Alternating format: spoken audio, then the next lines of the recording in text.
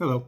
We're back at the sharpening stones out. And you're gonna say we've already done a sharpening video.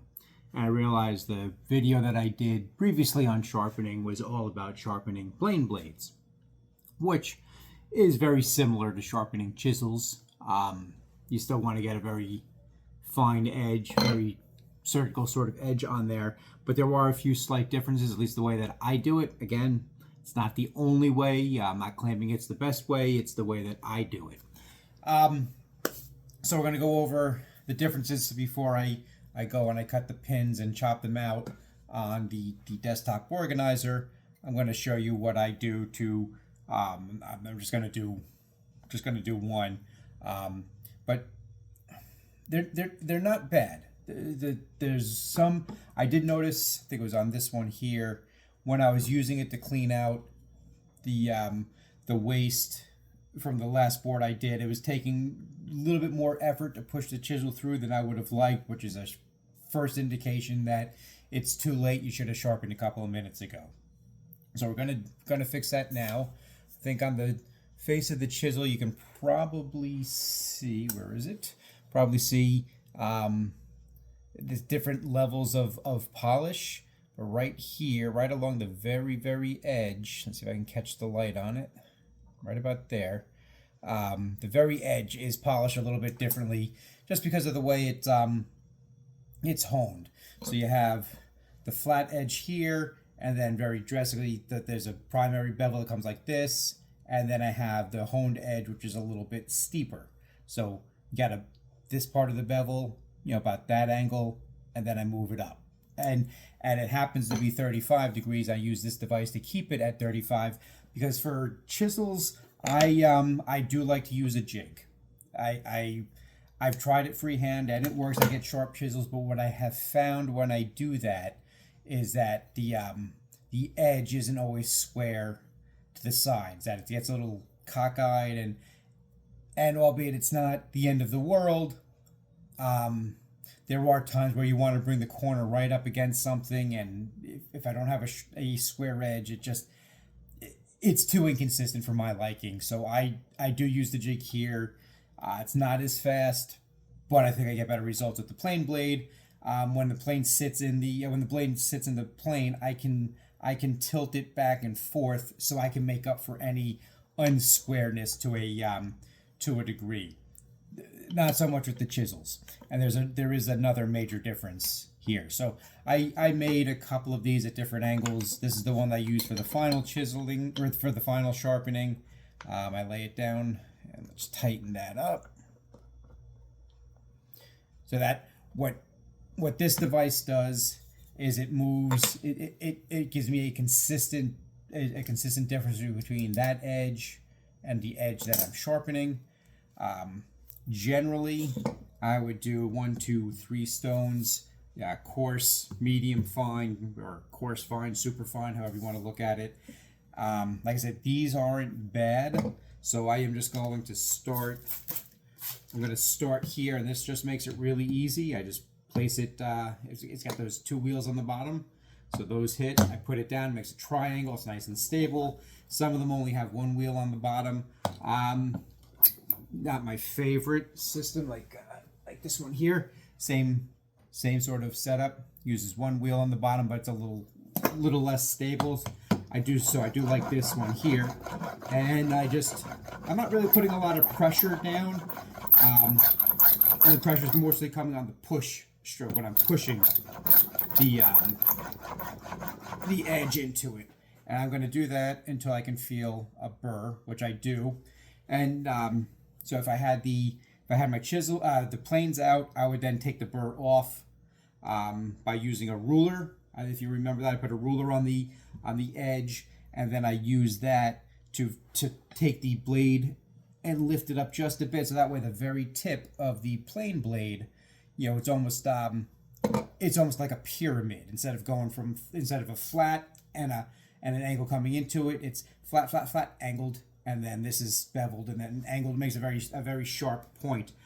I don't need, or actually, not only do I not need that, I don't want that on a chisel. On the chisel, I want the back to be flat. It doesn't have to be perfectly flat. It only has to be flat, the very tip, and maybe along the edge. It only needs to be flat right up in here. But when you're using a chisel on an edge of something, you want the chisel back to ride on on the back of the piece, and use that to help guide you.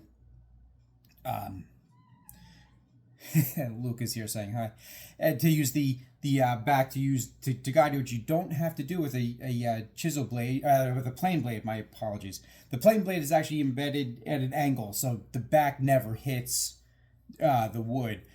The back almost always hits the wood with the chisel, so you do not want that setup. And here I'm not going to be able to feel the burr, but I know because of the jig that I have. I know because of the jig that I have that I'm in a consistent angle, and I don't really have to worry about it. So I know if I got the burr the first time, I am going to get it the second time. So normally, like I said, if I'm doing a full sharpening, I'd start over here in my coarse side, but this one didn't feel bad. That one I may do a different level. So now when I run my finger, or I usually use my fingernail, I can you'll never be able to see it, but I can very clearly feel that there's a burr. So the steel kind of rolled over. So what I'm going to do now, and if you notice, I'm not putting it flat down. I'm angling it, and then I'm going to ease it down, because I do not want to damage that edge that I know is straight, that is that close to being really sharp. So I'm going to do that, so that way I know the bottom is flat. Give it a couple of swipes, because the back is already flat. I don't really have to worry about flattening the back. I just want to take that burr off. I'm going to follow the same procedure, because if I lift straight up, the liquid that's on here, I don't know if you noticed that, like the whole side of the stone came up, because it the water creates an adhesion to the back of the chisel. So I purposely pushed down, you saw the whole stone come up there. I pushed the stone down, so that way it just drops and nothing. Right now, it would be sacrilege to now drop anything on the tip of that chisel, and that is not a huge difference, but I can definitely feel it. But we're going to take it to the next level, like we did with the planes, and I would normally wait to do this to the very end when I had them already, but just for the sake of the video. So now I've got that's very sharp, shiny edge, and we're going to make that even sharper and even shinier. And I'm trying to hit the bevel at the same angle that I used this to get them. This I gotta have to freehand. There's really no other way. And this one I'm pushing down fairly hard on. There's quite a bit of pressure on here, and only going one way. If I go back, I'm going to dig into the leather of the strop, which is a hazard. It happens. It happened here. It's happened down there. It's sooner or later I'll have to make a new one of those. But for now, it's perfectly flat. It doesn't affect anything. I'm going to now try to take that burr off the other side. And that is, and there's no setting here, so that's perfect.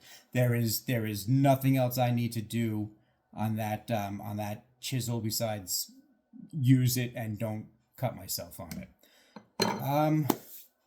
So that's sharpening of chisels.